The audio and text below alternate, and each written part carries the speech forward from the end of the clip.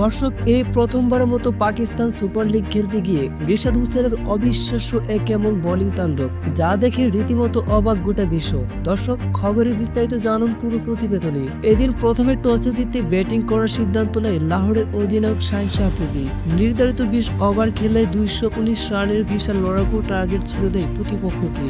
জবাবে লাহোরের বোলারদের দাপটে শুরুতে টপ অর্ডার ব্যাটারকে হারিয়ে বসে তারা। এরপর মাঝে রয়েলু রসু ও শোয়েব মালিকরা ব্যাটিং এ ঝড় তোলা শুরু করেন। ঠিক তখনই রিশাদ বোলিং এ এসে ভয়ঙ্কর ব্যাটার রয়েলু রসুকে সাজঘরে ফিরান। এরপর আবারও বোলিং এর 9টি রান খরচ করেন, তবে এই ওভারে কোনো উইকেটে দেখা পাননি তিনি। তবে রিশাদ তার নিজের লাস্ট ওভারে দেখান ম্যাজিক। এই ওভারে গুরুত্বপূর্ণ 2টি উইকেট শিকার করে লাহোরকে জয় এনে দেন তিনি। আর তাই তো রিশাদের এমন অবিশ্বাস্য বোলিং দেখে পাকিস্তানের ক্রিকেট ভক্তরা বিশাল প্রশংসা করছে। তো দর্শক, পাকিস্তান সুপার লিগে রিশাদের এমন পারফরম্যান্স দেখে আপনাদের কাছে কেমন লেগেছে তা এই বিষয়ে জানিয়ে দিন আপনাদের মতামতটি আমাদের ভিডিওর কমেন্ট বক্সে। ধন্যবাদ।